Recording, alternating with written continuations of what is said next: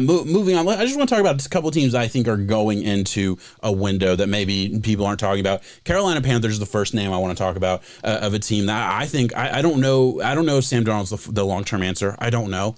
I don't think it matters. I think they are a team I think is going into a Super Bowl window. I think they're making the playoffs this year.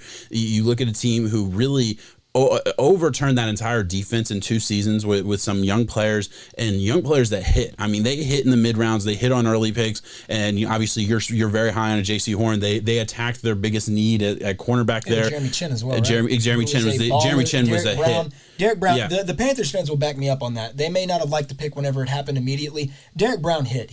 And he was better than Simmons. Every Panthers fan wanted Simmons over Derek Brown, and look at this. Look at where they're at now. Simmons is, hey, we'll see what happens with him in Arizona. He's still an experiment. But Derek Brown is the guy in the middle of that defensive line. I'm just saying, I think, and then you look at their offense, man, they have 2 really good pieces that we know about. Obviously, DJ Moore, you have Anderson, and then they add in a Terrace Marshall, who is the same wide receiver that has already worked with a Joe Brady in LSU. Joe Brady was the OC for LSU that year. They went, the Joe Burrow year, obviously, and he's now the OC for the Carolina Panthers, bringing in a Terrace Marshall. They're going to know exactly how to use him. It could be interesting to see how they utilize him. I think he'll be like the boundary wide receiver a little bit, but I mean, I feel like has killed it in the draft the past couple of years, killed it in free agency here and there, and I think they're on a big upswing. I think they have a chance to be really good this year. Man, you didn't even name CMC. I didn't. You're right. That's what I'm saying. You're right. And I like Sam Darnold. Yeah. I've said it before. I'll defend Sam Darnold in areas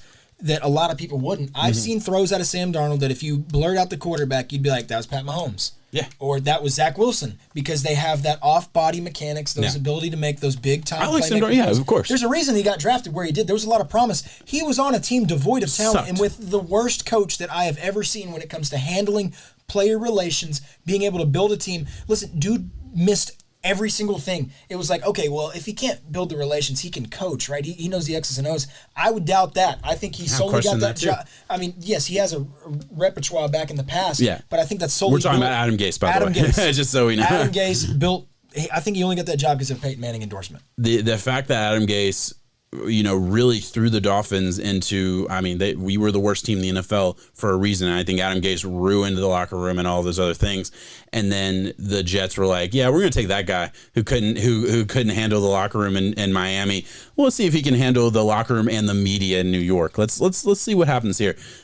Stupid, idiotic. I don't get it. We'll see what happens with Adam Gase. I'll get back to my point. The Sam Darnold thing. Sam Darnold is a good quarterback. I think there's a world where he can flourish and be the answer. And you have a minimal investment right now. It really second round pick. That's all you spent. A second round pick for the upside that could be a Sam Darnold, that we have seen the potential that it could be.